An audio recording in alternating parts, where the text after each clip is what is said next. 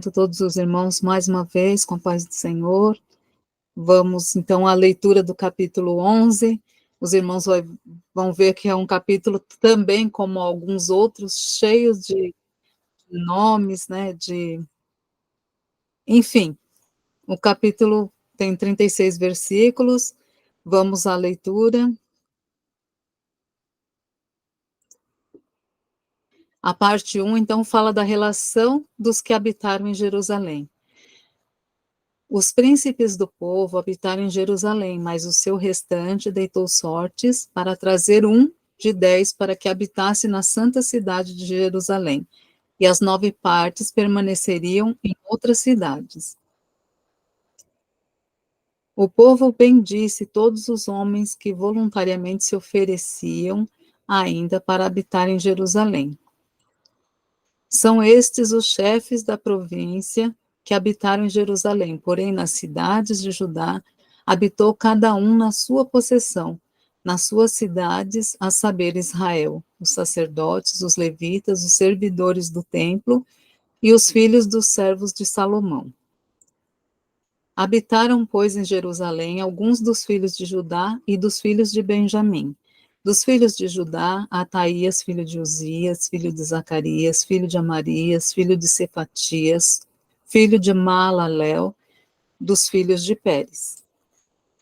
Maazéias, filho de Baruque, filho de Coozé, filho de Asaías, filho de Adaías, filho de Joiaribe, filho de Zacarias, filho do Silonita.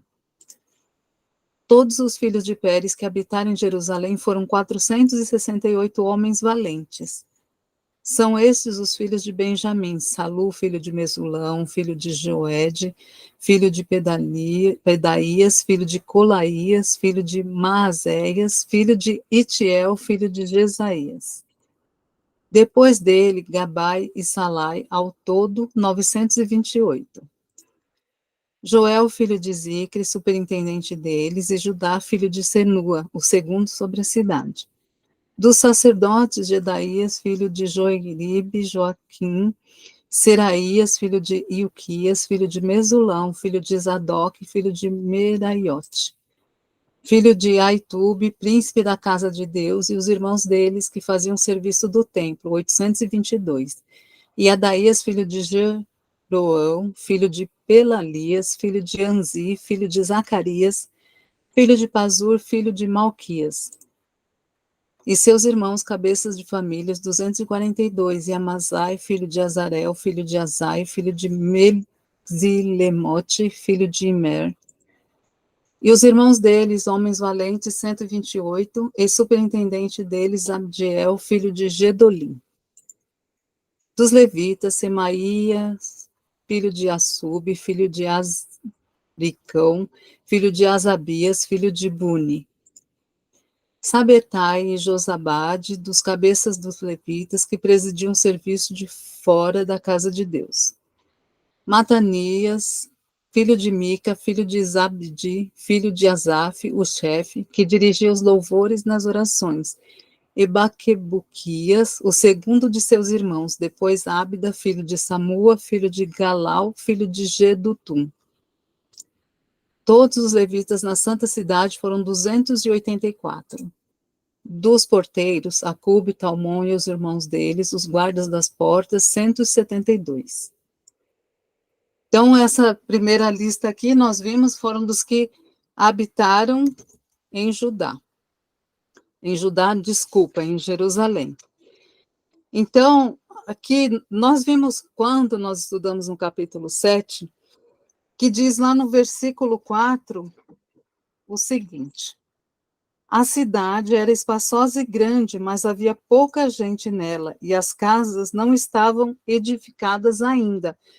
Então, nós vimos lá desde o início de tudo, quando Neemias veio para Jerusalém, para a reconstrução dos muros, que tudo foi construído num tempo recorde, apesar das oposições que foram encontradas, das tentativas de enganar, de desviar a atenção do povo, de fazer desistir, e quantas coisas, né, e o Senhor na direção de tudo, que aqui também fala muito, né, e Deus era com ele, então, ou seja, Neemias estava na direção de Deus e, por mais que tentassem, até tinha falso profeta que falou coisas, tudo para desviar a atenção e tirar Neemias daquele objetivo, daquele propósito de Deus, que era ali reconstruir os muros de Jerusalém. Porque a cidade com os muros, né, caídos, derribados, era uma cidade que não tinha uma certa segurança, uma certa proteção. Então a cidade ficava muito vulnerável. E o povo tinha sido levado cativo lá quando foi o exílio babilônico. Então, agora estavam retornando, né? E depois de tudo isso que nós já vimos, né, até aqui, houve a reconstrução dos muros, apesar dos obstáculos, das oposições, dos inimigos e tudo mais, foi reconstruído os muros, né, foram reconstruídos em tempo recorde, em 52 dias. Depois disso, então, o povo se arrependeu quando foi lida ali a lei de Deus, o povo se arrependeu, fez ali a renovação da aliança com Deus. Nós vimos a semana passada, no capítulo, que eles falaram os pontos que eles estavam firmando um novo compromisso ali, né? Que eles se arrependeram, então agora e estavam ali renovando o compromisso com Deus, de que eles obedeceriam, né, ao Senhor, e listaram ali as coisas que fariam, e aquela aliança ali tinha uns representantes, né? Várias pessoas assinaram quem eram, né? Aqueles líderes, os líderes, a começar por Neemias, né? Que foi o líder ali na reconstrução dos muros, e os demais, os sacerdotes, levitas. Então, vários assinaram aquele compromisso, representando todo o povo. Agora, chega o momento, então, quando nós lemos aqui no capítulo 7, no versículo 4, diz que a cidade, ela era grande, tinha muito espaço, só que estava vazia. Então, agora, o objetivo era repovoar a cidade. E aqui nós lemos, então, nesses versículos do 1 até o 19, nós vimos que ali estava sendo repovoada a cidade de Jerusalém.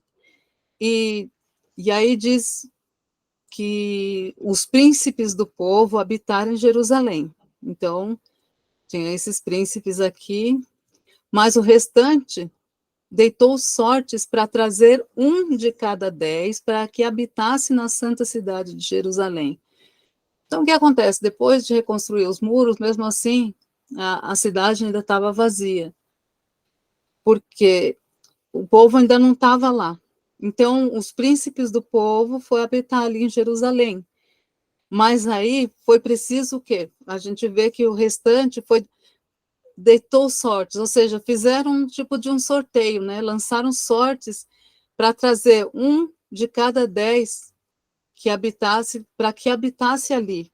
Ou seja, a cidade tinha poucos habitantes, Neemias queria repovoar, e aí para isso foi feito então um sorteio, sendo que um de cada 10 moradores foi trazido, né? Um de cada 10 foi trazido para habitar, para morar ali em Jerusalém. E, ou seja, isso representa o quê? Um em cada 10. 10%, então, iria habitar ali em Jerusalém. Mas o restante, né, as 9 partes, permaneceriam em outras cidades. E aí, o que aconteceu? Tiveram homens que se apresentaram voluntariamente também, se ofereceram ainda para habitar ali em Jerusalém. Então, ou seja, né, foi necessário sortear um em cada 10, mas também tiveram aqueles que se propuseram voluntariamente a morar ali em Jerusalém.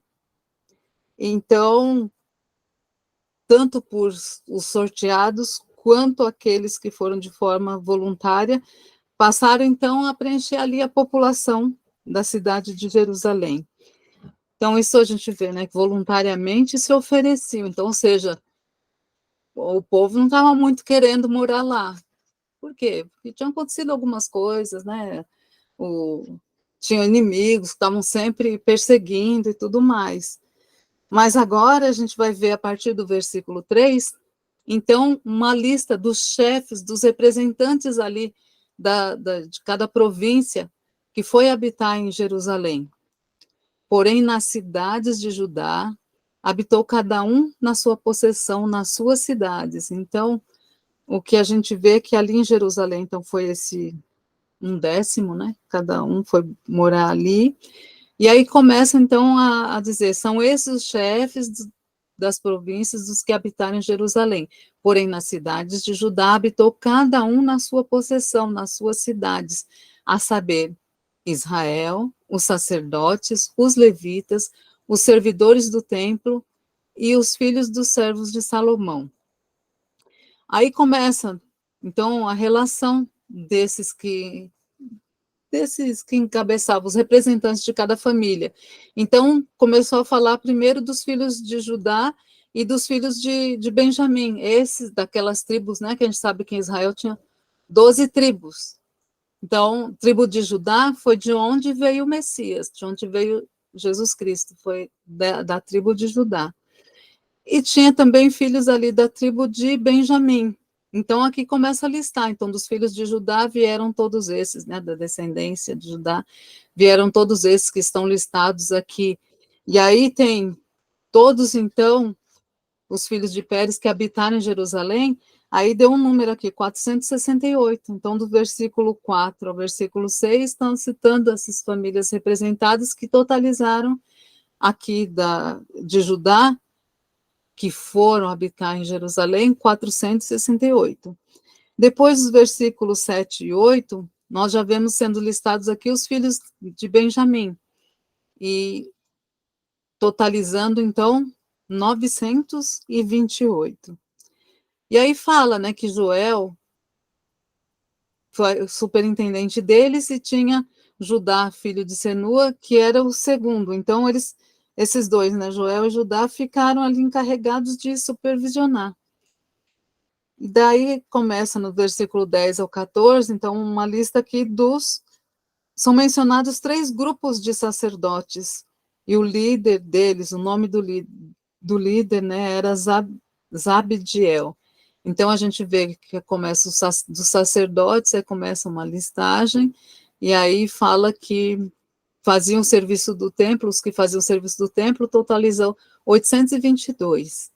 Aí começa a outra listagem que totalizou 242, e depois, por fim, terceiro grupo, 128. E o superintendente deles, Abdiel, filho de Gedolim. Aí moravam, então, na cidade santa, que diz, né, tem um total, e a gente vai ver do versículo 15 até o 19, então a gente vê a listagem aqui de porteiros, né, todos dos levitas, aqui os levitas somaram 284, aí vinham os porteiros, que somaram 172, ou seja, uma série de nomes de famílias ali vêm sendo citadas, mas isso para quê? Para mostrar, né, que a Jerusalém estava sendo habitada de novo, depois do exílio babilônico, e os que ficaram lá, e o sorteio que foi necessário para tudo de forma estruturada, né, que a gente vê que Neemias como um líder, né, tanto da parte para reconstruir os muros, também não ficou só nessa tarefa, aí foi retomado tudo, né, a lei de Deus, né, foi lido, o povo se arrependeu, o povo comemorou ali a festa, depois era necessário que continuasse o serviço ali no templo, então eles levaram com seriedade aquilo. E agora, nessa parte 2, vem os que habitaram na cidade de Judá. Então, o restante de Israel, dos sacerdotes e levitas, se estabeleceu em todas as cidades de Judá, cada um na sua herança, na sua possessão, na sua terra, né? Então, cada um começou ali a morar em outras cidades. Os servidores do templo habitaram em Ofel e estavam a cargo de Zia e Gispa, ou seja, Zia e Gispa eram os encarregados ali e os servidores do templo, eles habitavam em Ofel, fala que é um bairro, né, ali de Jerusalém. Enfim, aí o superintendente dos levitas era Uzi, e aqui citam, então, que tinham cantores, ou seja, para o serviço do templo, né? Então, tudo que era necessário, tinham os representantes, estavam ali, e falava que cada um tinha a sua atividade, né? Porque havia um mandado do rei a respeito deles e certo acordo com os cantores concernente às obrigações de cada dia. Petaías, filho de Mesesabel, dos filhos de Zera, filho de Judá, estava à disposição do rei em todos os negócios do povo. Então, ele representava, ele estava à disposição do rei, era um funcionário, né, do rei, e representava ali os negócios do povo. Levava, então, as informações, né, para o rei, os negócios do povo. Aí fala na terceira parte, então, que os demais, então a gente viu a listagem dos que habitaram em Jerusalém, os que foram habitar em Judá e os que foram residir nas aldeias. Quanto às aldeias, com os seus campos, alguns dos filhos de Judá habitaram em Kiriat-Arba e suas aldeias, em Dibon e suas aldeias, em Jecabzeel e suas aldeias, e em Jesua, em Moladá, em Bet-Palete, em Azar-Zual, em Berseba e suas aldeias, em Ziclag e Mecona e suas aldeias, e em Rimon, em Zorá e em Jarmute, em Zanoa, em Adulão e nas aldeias delas, em Laquis e em seus campos, em Azeca e suas aldeias. Acamparam-se desde Berseba até o vale do Inom. Os filhos de Benjamim também se estabeleceram em Geba e daí em diante em Miquimás, Aia, Betel e suas aldeias. Aí finaliza aqui, né, uma listagem em Anatote, em Nob, em Ananias, em Azor, em Ramá, em Gitaim, em Adide, em Zeboim, em Nebalate, em Lode e em Ono, no Vale dos Artífices. Dos levitas, havia grupos tanto em Judá como em Benjamim. Por fim, o capítulo finalizou aqui falando, então, toda essa listagem, depois de tudo aquilo que foi reconstruído, depois do exílio babilônico, depois que eles voltaram a habitar na cidade, e que o serviço ali do templo, né, eles levaram esse compromisso. Então, aqui, Neemias 11, ele fala, então, sobre essa habitação dos israelitas em Jerusalém e em outras cidades, né, da Judéia, em Benjamim, após esse exílio babilônico. Então, a cidade de Jerusalém, né, é chamada ali a cidade santa, né, a cidade que deveria, então, ter 10% da população ali de Israel, que foram selecionados, né, por sorteio, mas tiveram aqueles que voluntariamente foram morar ali em Jerusalém. Aí a gente vê que além daqueles líderes, né, religiosos, civis, os sacerdotes, levitas também moravam ali nas cidades vizinhas e se deslocavam para servir ali no templo. E o restante, então, vivia nas cidades das tribos de Judá e de Benjamim. E com todo esse número, né? Embora o capítulo então fornece assim muitos detalhes e números, o propósito mostra que é mostrar o quê? Que os israelitas ali depois do exílio babilônico, eles estavam novamente se restabelecendo nas terras, né? Naquela terra e o renovo, né, da aliança com Deus, o compromisso com o templo, né, a quantidade aqui de pessoas que a gente viu sendo listada. Então, a gente vê que não foram só os muros que foram reerguidos, mas havia todo um processo ali, e o principal de todos era a parte espiritual, o relacionamento com Deus.